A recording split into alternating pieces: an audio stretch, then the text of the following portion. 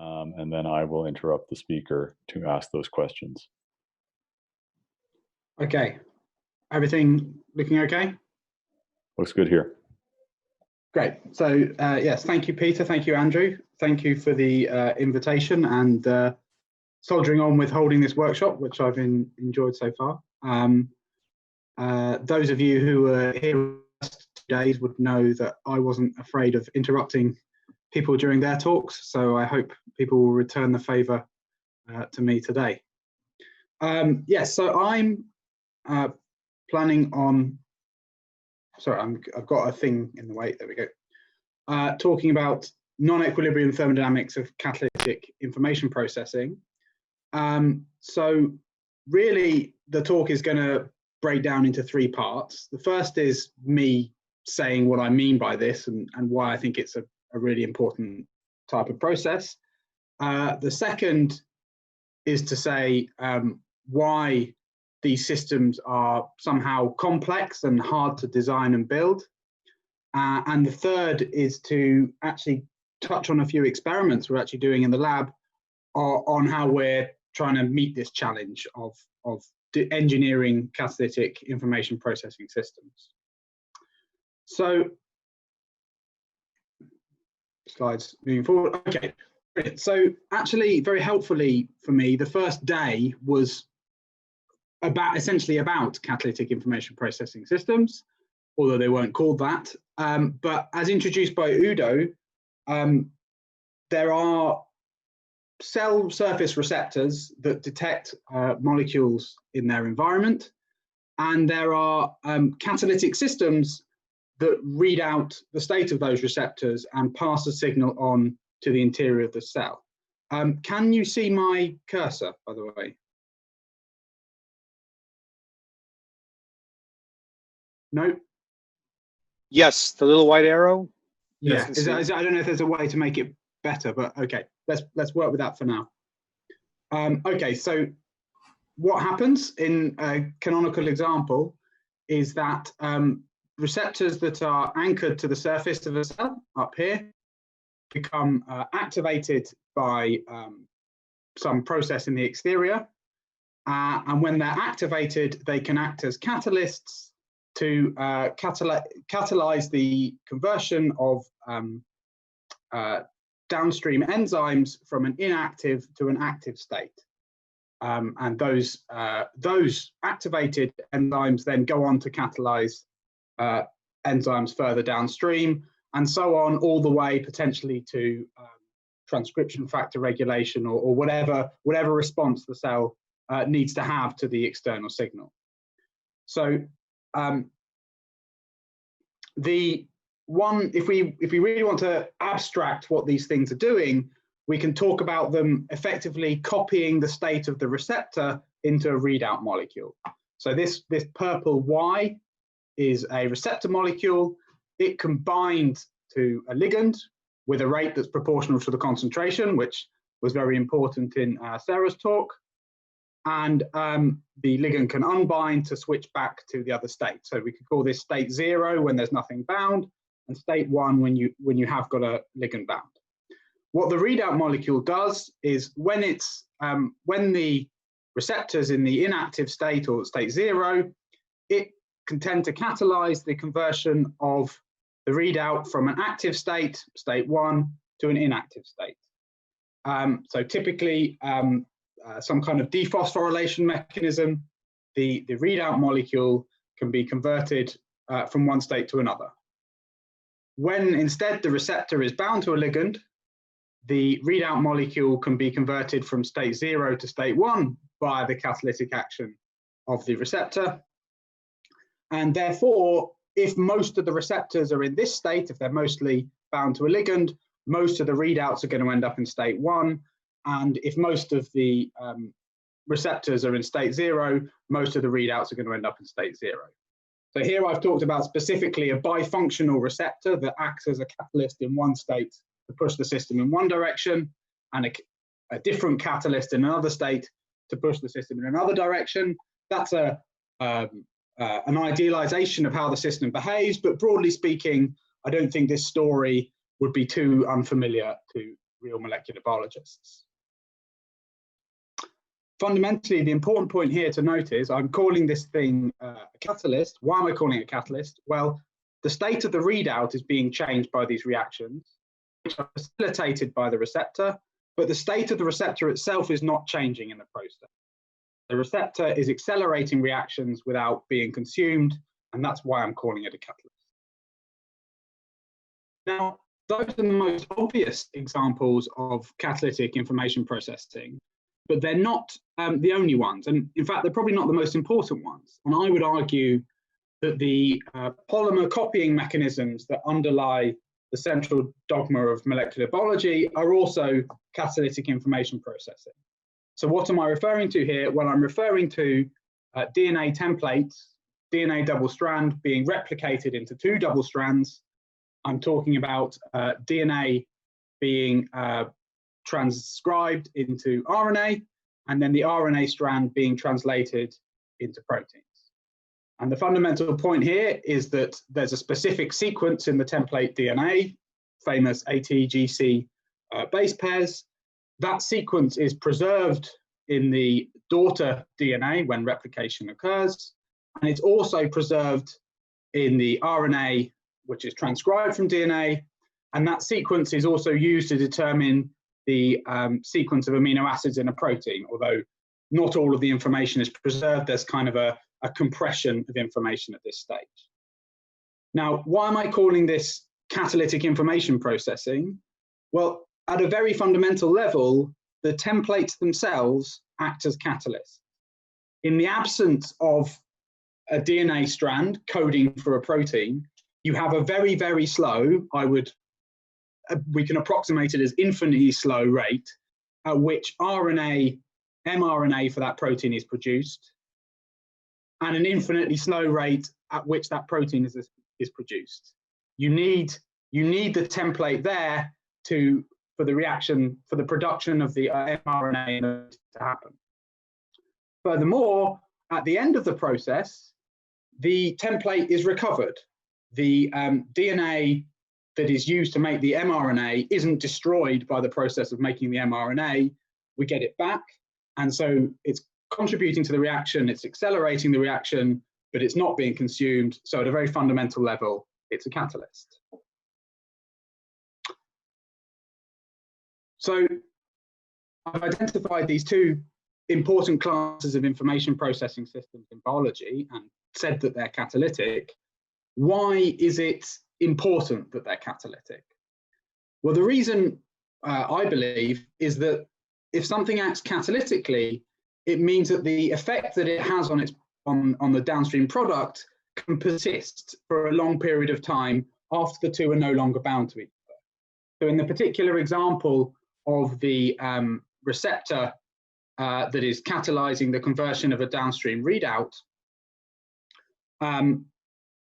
the receptor when it's not bound to the ligand catalyzes the readout being turned off. That readout then diffuses away in the off state, and it stays in the off state. It doesn't need to stay bound to the receptor for it to be kept in the off state. Similarly, yes? We have a question from the audience. I hope I'm reading this correctly. If it's really a catalyst, it should enhance the backward rate, which is RNA degrading as well, right? That's the question. Yes, it does, but it's driven so hard forwards that you never see that happening. The RNA degradation, I'm going to get into the thermodynamics of these things in a moment, but the RNA template, in principle, if you were able to wind down the nucleotide triphosphate concentration, in principle, the template could come back to the product should be able to come back to the template and be disassembled there. Now, that's not what happens in a cell. What a cell does is it has the reaction to produce the mRNA, which is being strongly pumped with free energy supply, basically. So it overwhelmingly goes forwards. You never see it go backwards. and then they also have the degradation of the RNA via another pathway, which again is driven with free energy, and so you never see that one going backwards either. But in principle, if you turn the knobs of these free energetic driving towards zero, you would see these processes going backwards and forwards via the catalyst. And to some extent, that's what I want to do in my experiments that I'll get to later, is really actually reach these limits where you could do that. Does that answer the question? The answer sounded good to me. Okay. I don't see a response from the question asker. Yeah. Yeah, he says, yes, thanks. Great. Okay. So what I'm saying is that the catalytic action allows the product and the substrate to go their separate way, the product and the catalyst to go their separate ways after the interaction, but retain the change that was made. Now this you don't get in the other model of signal transduction in molecular systems, which is sort of allosteric binding. So if I imagined my X here, which can switch between two states, is my downstream molecule, and my upstream molecule is this green protein, say, and when the green protein binds to the orange one, it tends to favor converting it into this circular state rather than the square state. This would work, right? This would transmit information. This is the sort of equilibrium information transmission mechanism that Udo was talking about in his talk. And and cells do indeed use this. However, as soon as the green upstream protein unbinds from the downstream one, lets it go again, it will then immediately convert back to its unbound state. It turns out that you can do the analysis, and in order for, if you wanted the downstream protein to remember the influence of the upstream one from the past, you'd necessarily be violating the second law of thermodynamics. You'd be creating time asymmetries without an input of fuel, and that's a violation of the second law. So you don't get this ability to persistently modify your downstream products unless you're acting catalytically and consuming fuel. Okay, so why is this catalytic action particularly useful? And what we've hinted at is that indeed there's a cost to it, which is that you need to consume a supply of free energy to signal in that way. So it better have some important uses. Well, given that the product can detach from the catalyst and they can go off and have an independent existence from each other, what that means is that one upstream molecule can activate two downstream ones, or three or four, or indeed an arbitrarily large number. So what that gives you in these signaling cascades that I talked about at the start is the potential for extremely strong signal amplification. A single input species can activate a whole host of downstream ones. And on a similar level, there's no reason why the two downstream things that you need to interact with have to be the same. They could be different from each other. And that gives you the option of splitting your signal without corrupting it, essentially. My collaborator, Peter Rhine, argued very eloquently that another important use of this persistent modification mechanism is that it allows you to do a time integration. So the classic Berg-Purcell story that was touched upon on the first day is that a single receptor, which goes from being unbound or bound to a ligand molecule, at any one time, it gives you an incredibly noisy reading of what's the concentration of the ligand in the outside world. However, if you're able to average that signal over time, you get a much more accurate guess at what the concentration is. But in order to average, you need to remember the past. You need some kind of memory that records what the state was historically. And that's exactly what you get with these catalytic modification schemes, because the upstream receptor can catalytically set a memory, and then that memory holds that state in principle for a long period of time, even as the catalyst is flipping around between the bound and the unbound states. And hopefully it's reasonably clear that you just can't do this mechanism with this equilibrium binding mechanism. Finally, another thing it allows you to do is, if your mechanism for activating the downstream substrate is to transiently interact with it, turn it on, and then diffuse away and not interact with it again, that means that the effect of the downstream substrate on you is quite small. In electrical engineering, it's very useful if we're able to make assumptions about modularities of circuits. If we can design one part of a circuit and another part of a circuit, an upstream and a downstream part, plug them together and have as little as possible feedback from the downstream subject to the upstream one. Once you start getting this feedback or retroactivity, it becomes really, really hard to rationally design circuits that work the way you want them to. You lose this ability to think modularly.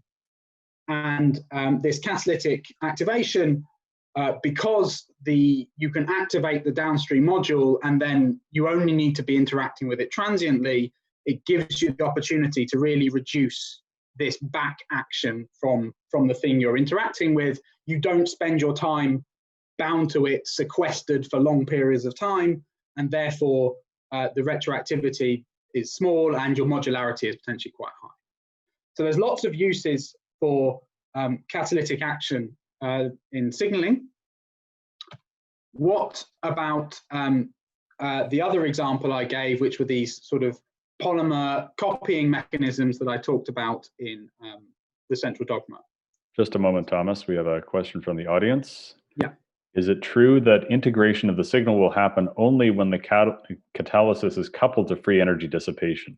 If the catalyst only changes rates of the downstream reaction, say phosphorylation, would the downstream molecule be able to integrate? So a catalyst can only, so if I go back to this picture here, so the only thing a catalyst can do, as was pointed out, is accelerate both forwards and backwards processes in the reaction. The way these phosphatase kinase networks work is that the phosphorylation pathway is a phosphate group is taken from ATP and added to the downstream protein. And what the kinase does is accelerate both doing that forwards and doing that backwards, right? So both adding a phosphate from ATP to your readout and removing that phosphate and giving it back to ATP. However, that's not the only way to switch between those two activation states. The other way to switch between those two activation states is just to release the phosphate into solution or get it directly from solution. So the phosphatase accelerates the interchange of phosphate with solution, and the kinase accelerates the interchange of phosphate with ATP. And both of those one of those processes is downstream in one direction, and one of them is downstream in the other direction, because when you go round in a full cycle, you've hydrolyzed an ATP, which is incredibly favorable free energetically speaking. So the presence of the kinase, what it does for you is it really ramps up both of these reactions, both the forwards and backwards reactions associated with taking an ATP, a phosphate from ATP and giving it to your downstream readout. But because one of those reactions is miles faster than the other, that's effectively all you see. Similarly, the phosphatase accelerates both, where's my cursor gone? Both the giving phosphate back to solution and binding phosphate from solution. But because binding phosphate from solution is so much less favorable than giving it back to solution, you only really see the phosphatase dephosphorylating. So you get these cycles and you get the ability to turn on or turn off, but you only get that because these two processes are actually microscopically different from each other, and in going round a circle back to the start, you've burnt one molecule of ATP. Is that roughly answering the question? He says, got it, yes. Brilliant. Okay, so that's how it works for a signaling cascade. How does it work? Why is it important for templating? So in a human cell, there are about 10 to the 4 distinct proteins with completely different structures and completely different sequences of amino acids making up those structures. Those 10 to the 4 proteins are made from 20 amino acids, 20 distinct types of amino acids that are just effectively floating around free in solution.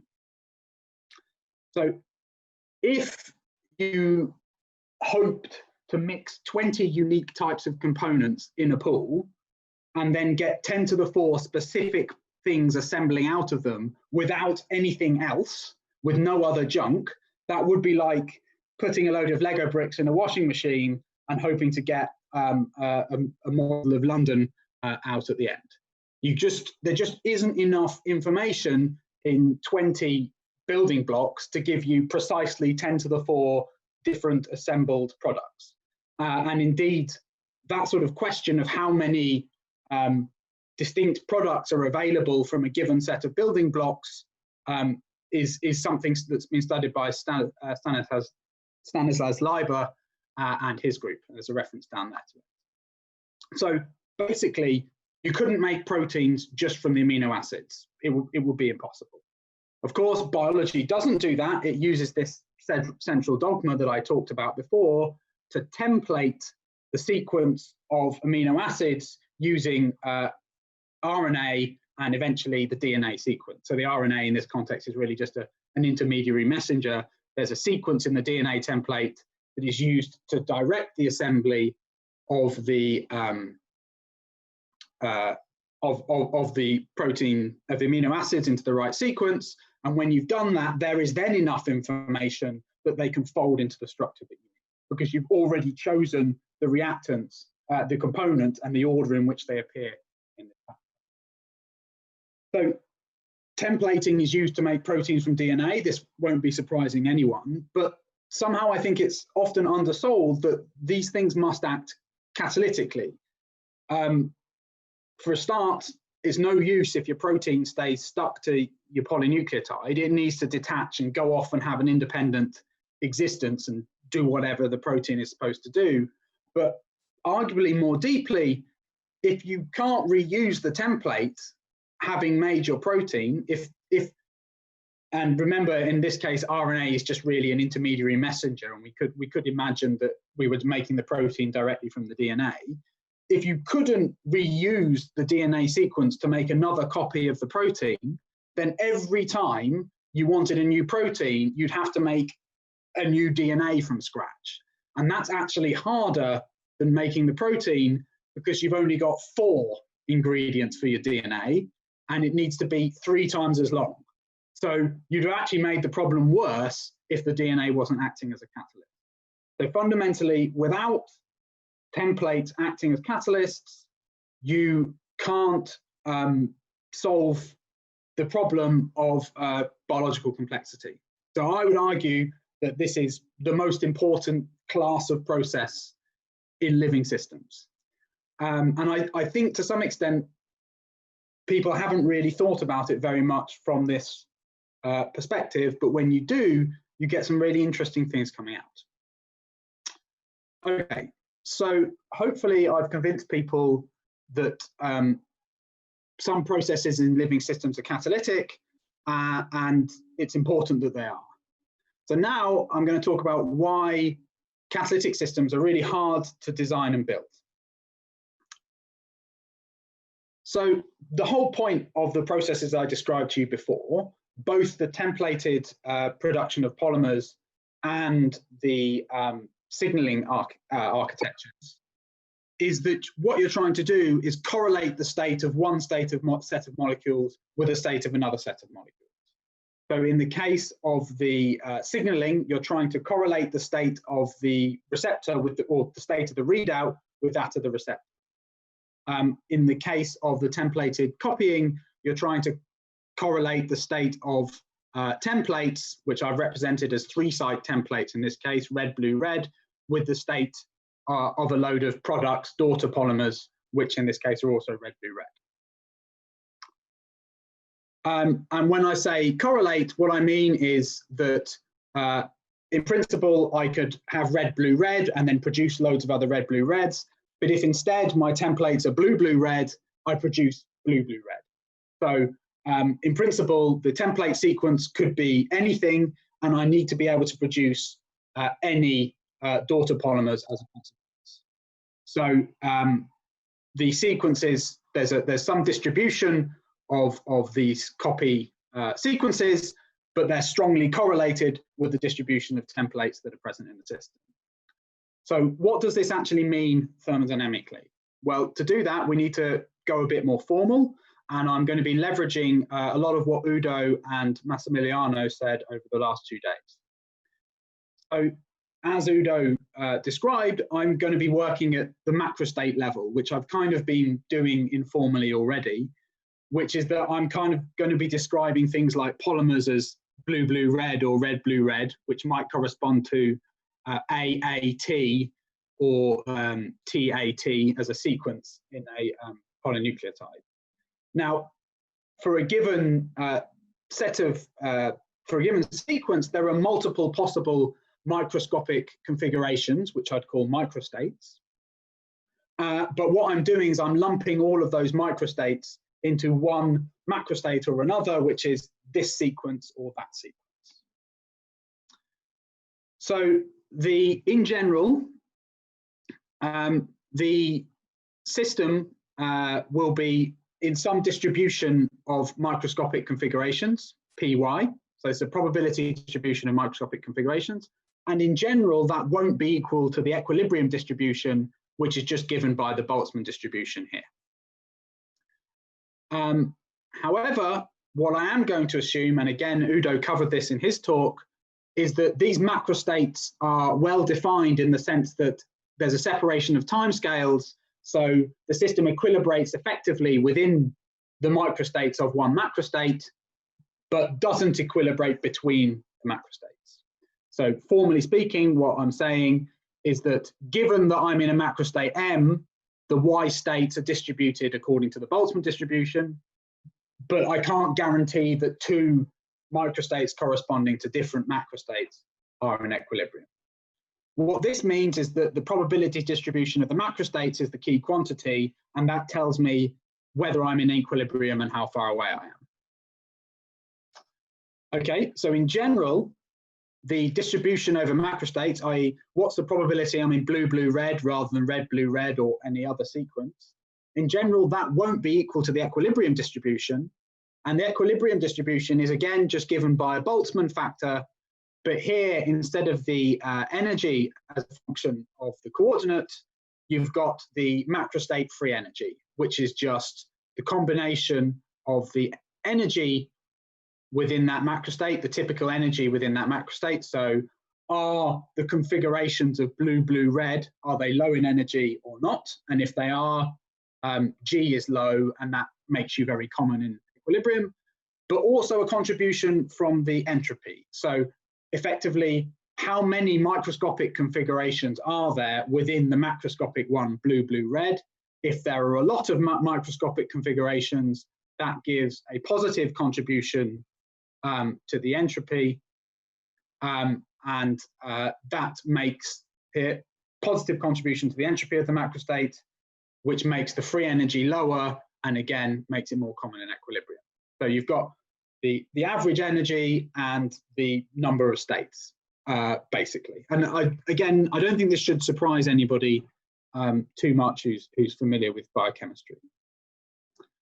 Okay, so perhaps a slightly taking a step further is to say, I now want to not just talk about the free energy of a given macrostate, I want to talk about the free energy of the whole distribution over macrostate. So I want to say, what is the average energy of the system given the probability of being in state blue, blue, red, state red, blue, red, etc., minus temperature times the entropy. So how uncertain, how many states am I occupying? Now, the average energy is just given by taking the probability that I'm in a macroscopic configuration and multiplying by the energy of that macroscopic configuration, nothing special. But the entropy splits into two terms. One of them is the entropy arising from the average entropy of the microstates. So it's basically saying if I'm in macrostates which have a lot of microscopic freedom, then I have a lot of entropy in my system. I have a lot of uncertainty. But there's another more interesting term, which is this one here, this third term, and that is the entropy that arises from uncertainty over which macroscopic configuration I'm in. So this first term is the term that corresponds to how much microscopic wiggle do I have given that I'm in blue, blue, red. And this second term corresponds to how certain am I that I'm in blue, blue, red rather than blue, red, blue, red, blue, blue, etc.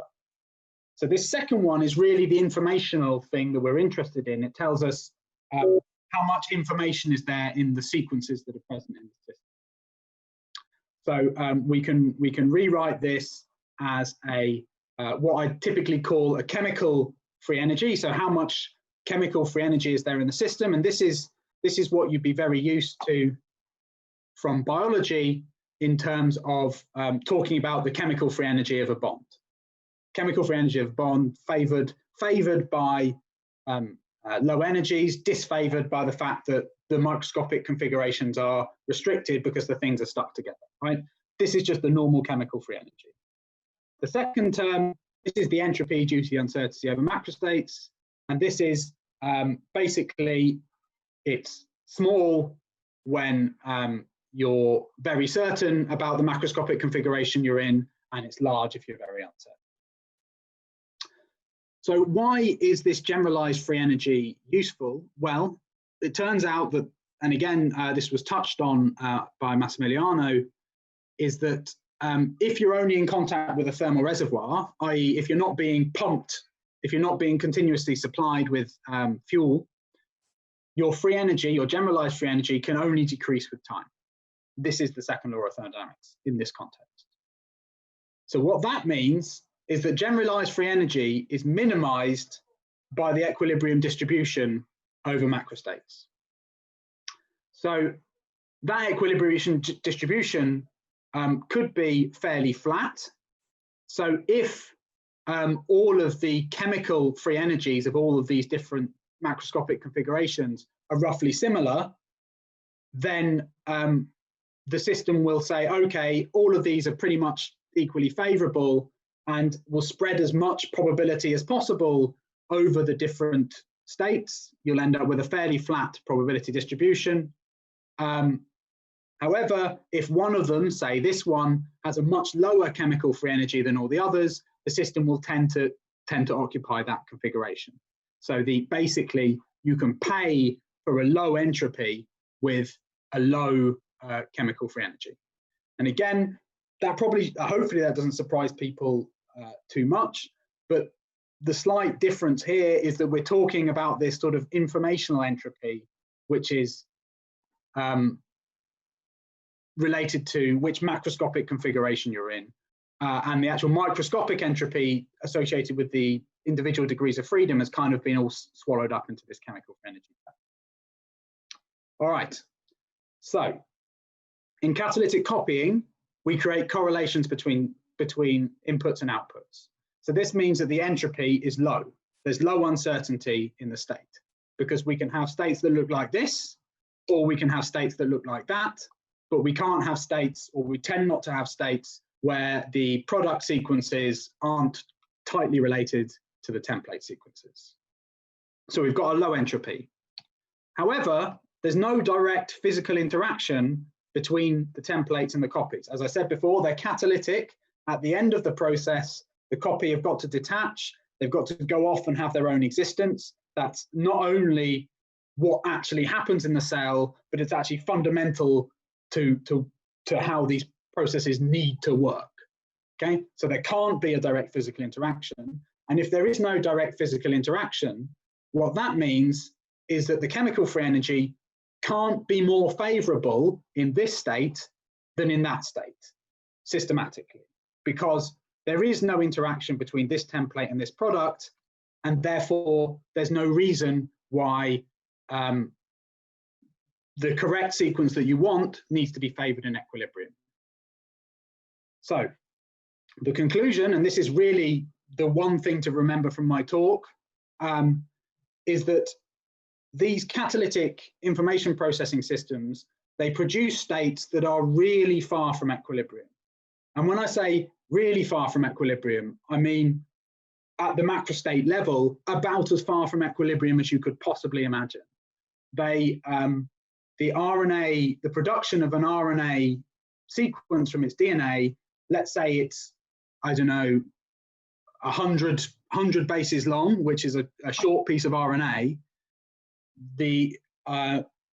Typically speaking, that sequence will be produced in a cell with pretty high accuracy. Order 100% of the sequences are correct. And so they've managed to pick one sequence from 4 to the power 100, and there's no reason why that one sequence is actually any more energetically favorable than any of the others from that distribution. So that is stunningly far from equilibrium. And my argument is that you really can't think about the properties of these processes without taking that into account. And I would make the case that in the past, people have tended to study these systems and ignore that fact. And that's why I'd argue we're in a position where we can't actually build catalytic information processing systems, as we'll explore in a second. Okay, so ordinarily, I would now dive very deeply into the thermodynamics of non-equilibrium correlations in molecular systems, and also get into a load of fights about the interpretation of Maxwell's demon and Szilard's engine. But today I want to focus a bit more on the sort of like the practicalities of what I've just said rather than the fundamental physics. But here are a load of references which I've shared the slides, so hopefully everyone can see them if they need to. I'd like to highlight Rory, who I think is in the audience today, and Jenny, two of my students who did a lot of this work. Okay, so in recent years, we've got really good at engineering self-assembling molecular systems. And my background is in DNA nanotechnology. And in DNA nanotechnology, what you can do is you say, I want to build a structure of a given shape. You sit down either with a pen and paper or a CAD tool like CAD Nano. You draw your shape. You work out a load of sequences of DNA strands that are complementary in such a way that they'll tend to form that shape in equilibrium. You mix them up in a pot and you cool it down, and the shape comes out at the end for you, exactly as you want it. And people have been able to assemble remarkably complicated things in this way. I don't know how, hopefully these structures here, these are real electron microscopy images of assembled structures, right? These aren't pictures. So they're able to assemble, this is a picture, this is the assembled structure. So self-assembly, really impressive, particularly with DNA, because we can specify, we know so well that A will stick to T and G will stick to C, we can specify the assembled structure with such precision. Harder with proteins, but David Baker's group in recent years have been making progress in that direction and have assembled some pretty complex structures through rationally designed protein self-assembly. And it should be noted that although typically to get the best yield, people tend to do a temperature ramp so that you go through the exact assembly point at the right time, if you're careful enough, you can also assemble complex structures at constant temperature. So you really can put a load of ingredients in a pot and watch them assemble into one of these complex structures. And these structures arguably resemble the complexity and size of the things that cells can assemble in equilibrium as well. So sort of virus capsids and things like that. We can basically make things that are as complicated as that, if not more complicated. So we're really good at self-assembly, but there are very few synthetic catalytic information processing systems coming out of the same research. And you might ask why, especially if you believe my argument of the first half of this talk, that actually catalytic information processing is the really fundamental thing that biology does that enables it to be interesting. And my answer is they're hard to engineer because you need strong, selectively attractive interactions for the things to act as catalysts and act as catalysts for the right sequence. So you want to template the assembly of the right RNA, not the wrong RNA. But then these strong, selectively attractive interactions, you need to disrupt them later on. And that's the practical statement that the eventual product needs to be out of equilibrium.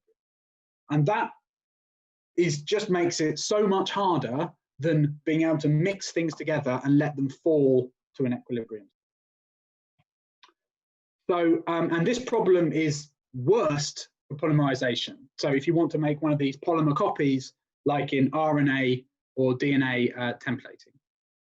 So what happens, let's say, and you could do this very easily with DNA nanotechnology, you could create a monomer template that is complementary to some other monomers in solution, and they stick to the template. And because they're stuck to the template, they're close to their neighbors, they bind to their neighbors, they polymerize, and they form a ladder here, where the daughter has the same sequence as the template.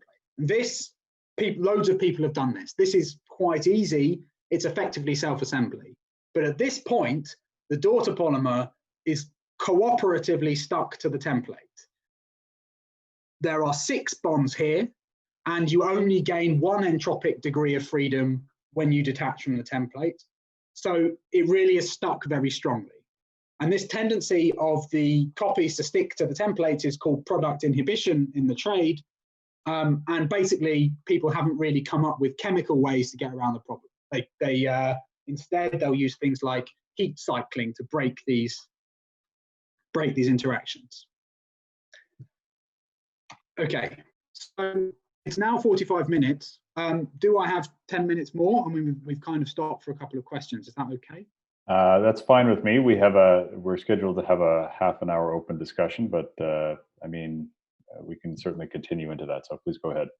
Yeah. Okay. Great. And please do continue to ask questions.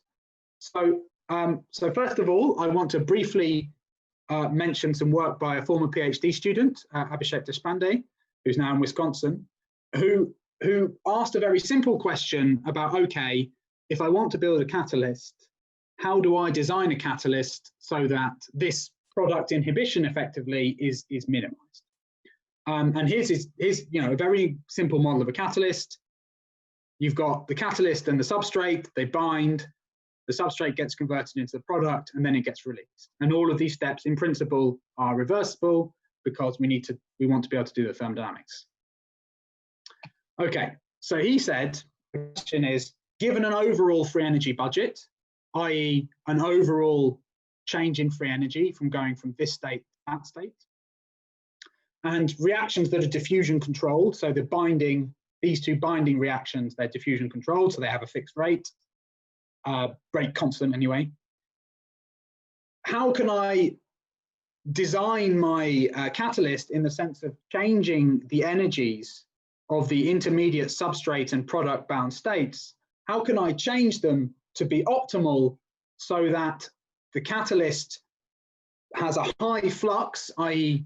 converts as many substrates into products as possible, whilst minimizing the amount of time that I spend in these intermediate sequestered states? So how do I get as catalytic as possible in some sense? Okay, and we apply thermodynamic constraints. So the overall free energy change is set, and we talk about moving these intermediate states up and down, the substrate bound and the product bound, and we apply the rule that the forwards and the backwards transitions are related by the which again was introduced in the first talks we saw this week. So this system, if you've got isolated enzymes, you can analyze each enzyme as a three-state system, which can either be substrate bound, product bound, or free. And the transitions, here's a diffusion limited binding of the substrate and release of the substrate, and that's related by the chemical free energy of the bond. The only subtlety we have is that the conversion between the product and the substrate, you need to make some statement about some maximal rate there. If you allow one of these reactions, the substrate to product conversion, to be infinitely fast, then you get pathological answers which just says make your enzyme infinitely fast. But if you say that there's some fundamental limit, either the forwards reaction or the backwards reaction goes at that speed limit, and the other one is slowed down according to this delta G rule, then you can make sensible, you can ask sensible questions. And so what you can do is you can solve this system. It's pretty simple, and you can analyze the flux, i.e. the net tendency, the net current for the system to go around a cycle like this, E, ES, EP, and back to E, and the sequestration in terms of first passage times of the processes. And what you can in fact show is that if you do this and you want to minimize sequestration, i.e. the amount of time you spend in either this state or this state rather than free, if you want to minimize sequestration, what you end up doing, sorry, I'm just going to take a drink. What you end up doing is moving towards this line of solutions, which are a fixed offset between the energy of the product bound state and the energy of the substrate bound state. Thomas, we have a question from the audience. Go on. The question is, can you please explain again how E is at the two different delta G levels at right and left of the reaction coordinate diagram? Okay, yes. So there's something implicit in this figure, which is that at the end of this process, there's one more product and one fewer substrate in the universe. And there's a free energy change associated with that, which is some intrinsic free energy change delta mu plus a log of concentration ratio substrate to product. So really, yeah, this would be like N substrates and M products, and this would be N minus 1 substrates and M plus 1 products. And this implicitly having something pushing you around a cycle is kind of exactly what we had with the ATP at the start. Is that okay? Sounds good to me. Yep, the questioner says good. Good, okay. So what happens is that your just to quickly interrupt again, another question just popped up. This is more of a statement, which is the figure should start with E plus S and end at E plus P.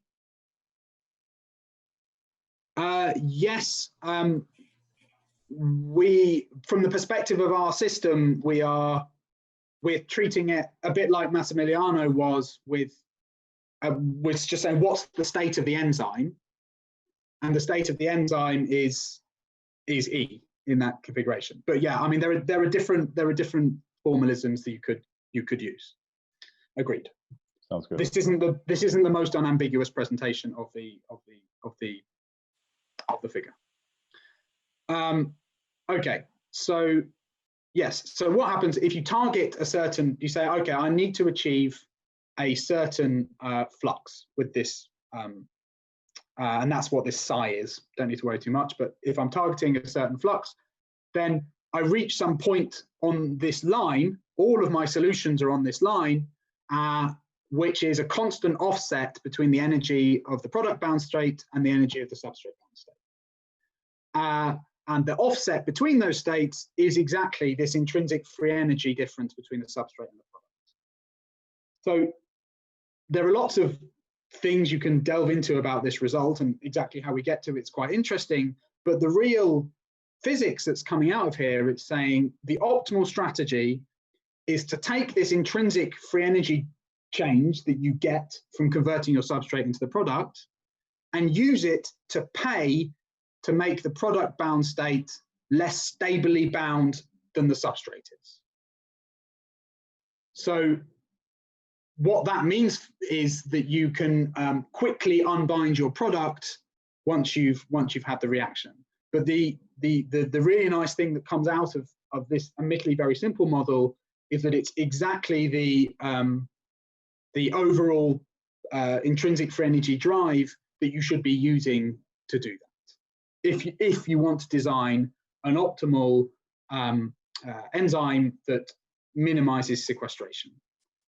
So what I'd like to do in the final part of my talk is talk about trying to use that insight to design a synthetic system for propagating information via catalytic assembly on a template. And so this is Javi's work, and it's recently appeared on bioRxiv, although I noticed that I actually cut off the citation there. But yeah, it's on bioRxiv. And there's a reaction, again, my background is DNA nanotechnology, and so this is based on DNA nanotechnology. And in DNA nanotechnology, if you want to design a dynamic system where things are evolving over time, you use a type of reaction called toe-hold mediated strand displacement. So you start off with a duplex labeled T and N, target and incumbent. And the target has an overhanging toe-hold of bases, which typically is about 6 bases long. And then you have an invader that's complementary to the whole of the target, and it can bind to the toe-hold, compete with the incumbent for binding to the target, and then basically pull the target off the incumbent. And by embedding this toe-hold mediated strand displacement reaction in more complicated contexts, you can actually build sort of Turing complete complicated reaction networks. I'm not going to go into the details here, but that's the essence. The important point here is that what you have is recognition-based process, right? You have the toe-hold is providing the recognition for you, a bit like the way a template provides the recognition for the assembly of these polymers in the molecular dogma, the central dogma of molecular biology. But in this case, at the end of the process, the toe-hold is here, and the final bound domains are next to them. So they're behaving very cooperatively. So fundamentally, the recognition domain is going to be used up by this process. You're never going to be able to use toe-hold mediated strand displacement to perform a recognition interaction where that recognition interaction subsequently breaks. And if you remember, I was arguing that that's really what made copying of polymers and so on hard, is that you need to have a recognition interaction that later on in the process breaks so that you recover your product at the end of the process. Now, what Javi is working on is an alternative scheme called handhold mediated strand displacement. And the idea here is that primarily reactions are instead driven by a handhold in the incumbent, which is recognized by the invader. The invader binds to that handhold and then starts competing with the incumbent for binding to the target. So what's happening here, this is our product formation step. This is going from substrate to product. And what's happening is the formation of the product is involving us ripping the toe-hold, the thing we want to bind to, off the incumbent, off the template. So the formation reaction, the polymerization reaction, if you will, we're using the free energy of the process to weaken our binding with the template, which is exactly the insight that we got from Abhishek's work. We should divert the free energy, the downhill free energy of the reaction, into weakening our binding to the substrate, the template. Okay, and so Javi has monitored he's been able to study a whole range of system designs varying the toe-hold length handhold length, etc. And what he's been able to do, you can basically monitor the formation of these products in solution, and that's what I've plotted here. So this is just one particular system at different concentrations, and he's able to model them very precisely. So we feel we have a very good idea about what's going on. And what he's been able to show is that as he makes his handhold longer for a given length of small toe hold here, he makes his reaction much, much faster. So this is the ratio of the half-life for an invading strand with a handhold compared to one that doesn't have a handhold. So he's able to make the handhold, he's able to make the reaction 4 orders of magnitude faster than if he didn't have a handhold at all for short lengths of these toe holds. So he's able to accelerate the reaction. He's able to demonstrate that the formation of this blue-green complex is faster. What we also need to do is demonstrate that actually this recognition interaction can be transitory, can break after the product is formed. Yes, let's just look at the top one of these two figures. He has another fluorescent reporting device, which this time will only react if it sees a target and an invader complex that is free in solution rather than still bound to the incumbent.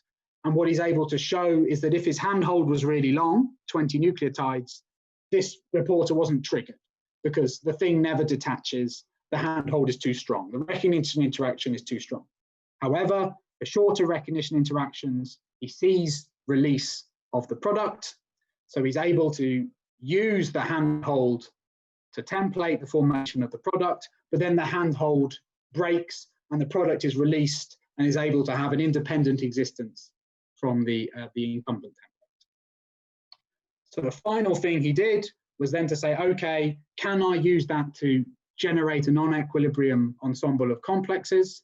So he started out with all 3 invaders, so all 3 of these strands, or 3 different types of these strands, all with a different handhold, and reporters for each of those strands. And he put in templates for one handhold, or another handhold, or another one, and he was able to see essentially perfect formation of the desired complex. And what I want to emphasize about these results is that the duplex that's forming in the end is equal stability, whether it's the first type of invader, the second type of invader, or the third type. They're not distinguished by their chemical free energy. They're equally stable, they're just driven by this transitory templating interaction. So we really have taken like the first step towards generating a non-equilibrium ensemble of outputs, which, as I argued before, is at the very basic level what the copying of a polymer is doing in biology. Okay, so that's basically it. Where we'd like to go next is to really use this reaction to build a genuinely catalytic system for dimerization. So here we did the second half of the process, but we didn't do the initial recognition of the first half of the dimer. And then we'd like to go on to longer templates. So can we really build things that copy information in a sequence of length 3, 4, 5, 6, and so on? And then there's a whole host of other interesting questions we can ask. Okay, so thanks to all of you for listening. Thanks to people in my group at Imperial, Peter Ryan and his group, Nick Jones, Guy Bart, Andrew, and their groups. Thank you. Thank you very much, Thomas, for a very stimulating, interesting talk. We have approximately, by the schedule, we have approximately 15 minutes for questions, but what's after that is just a break. So we can keep questions open for 20, 25 minutes or so. With that, I'll sit here and moderate lightly, but I think the practice in other talks has been to simply allow people to ask questions without my intervention. So please feel free to unmute and ask your question. I see 2 questions just came up on the on the screen. Perhaps Christina can go first. Yes. Just start up my video.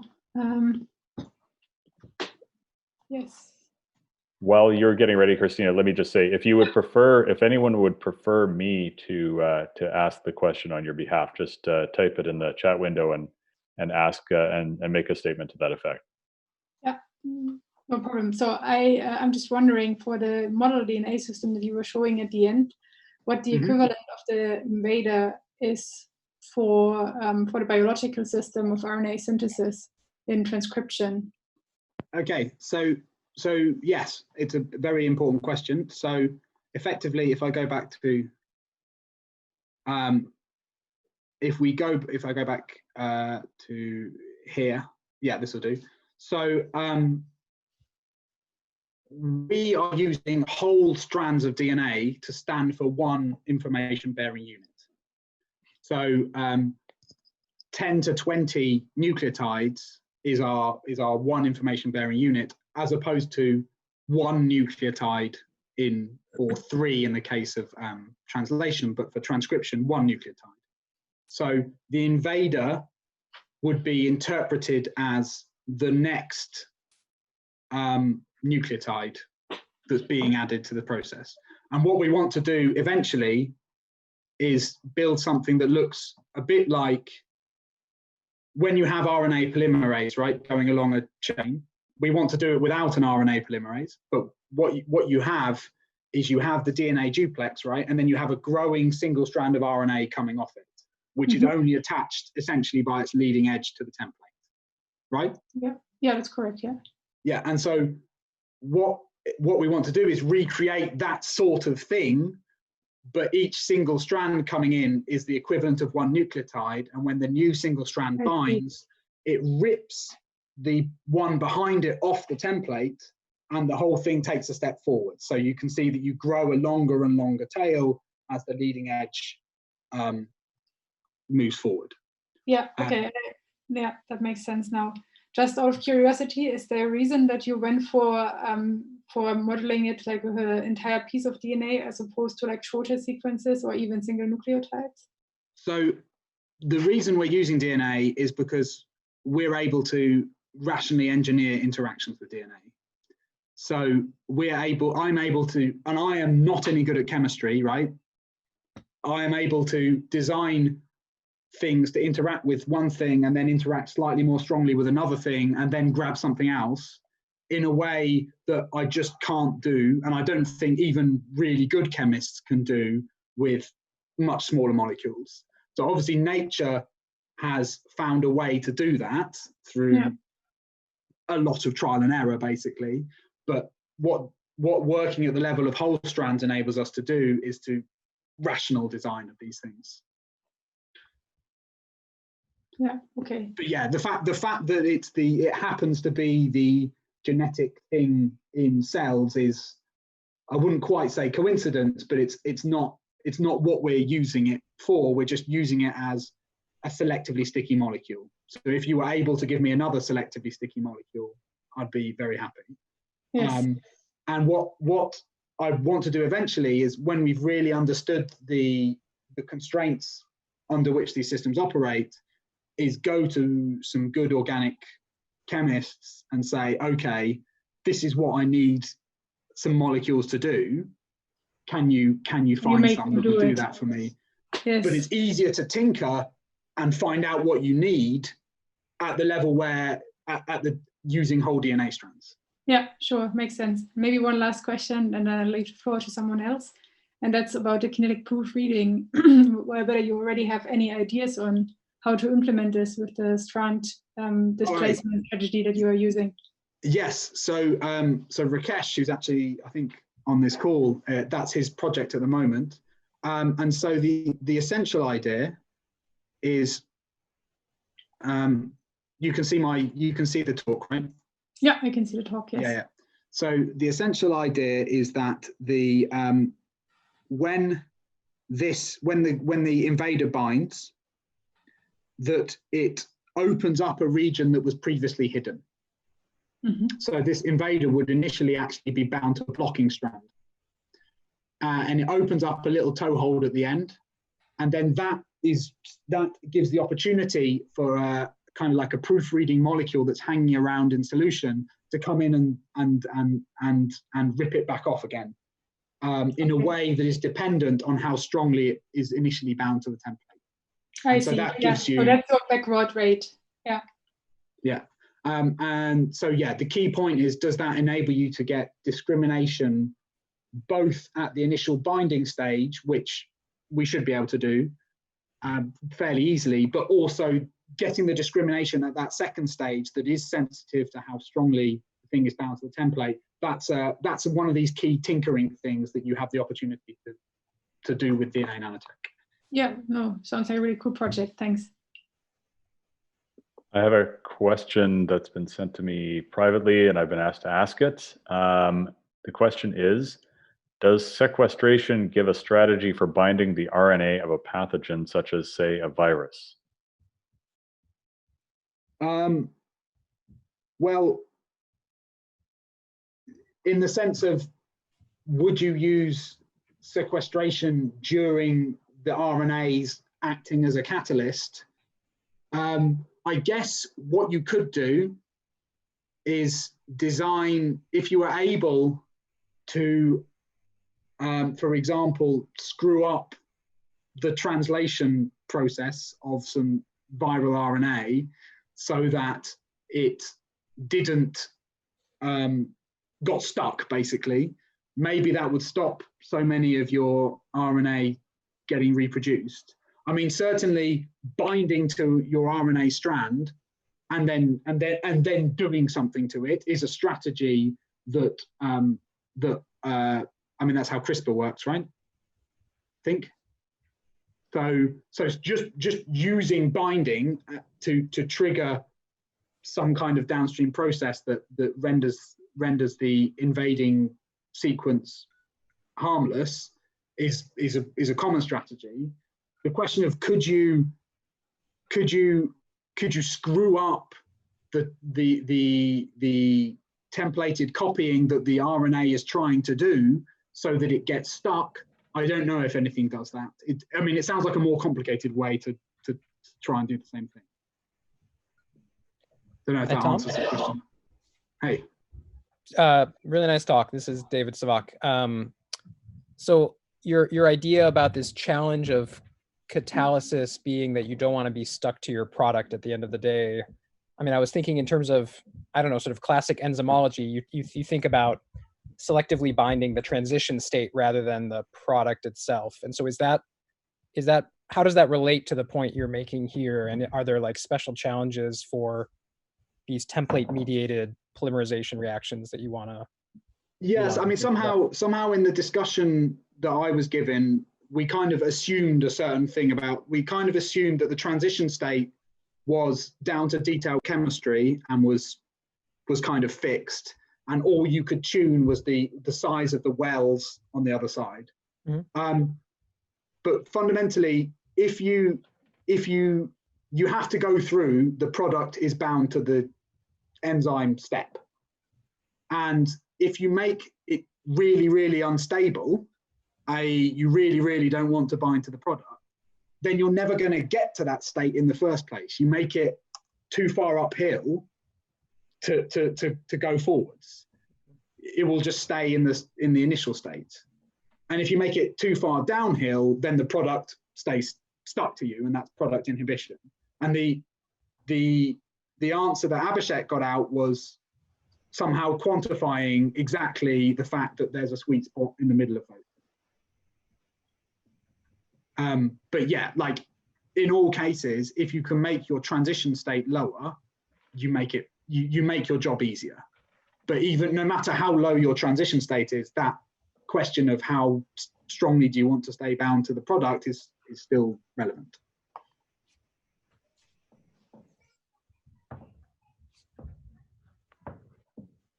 Yeah, I had maybe a related question. So where did you use this theoretical knowledge in this practical experiment? it's just the central idea, which is the way that this mechanism works, is that one, like you can think of, if you, can you see my cursor at the moment? I could, yes, I still. Yeah. Yes. So this, although we haven't quite got there like this, you could imagine that this is the initial state of an enzyme that wants to bind to two substrates, join them together and release them, right? Which is in fact exactly what amino acyl tRNA synthases do. I think that's the correct word. So another incredibly important process in biology, right? But so what are the interpretation of Abhishek's work is, it says that this step, what you want to use the joining together step, you want to weaken the interaction with the template. And that's exactly what happens, right? Because it grabs the blue one and then pulls it off. Now, a more traditional approach in DNA nanotechnology would be to have the green and the blue things stuck next to each other, and then they bind to each other, but not in a way that the blue thing gets ripped off the template. And that is the fundamental novelty of our approach, is that the polymerization, the dimerization reaction weakens the interaction with the template.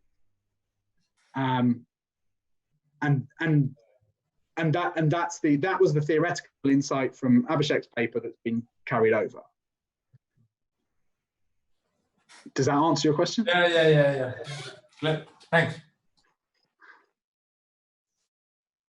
Are there any other questions? Hearing none. Thank you once again, Thomas, for an outstanding and very interesting talk. Thanks for all the questions as well. Yeah, very great discussion too. So I was very pleased with that.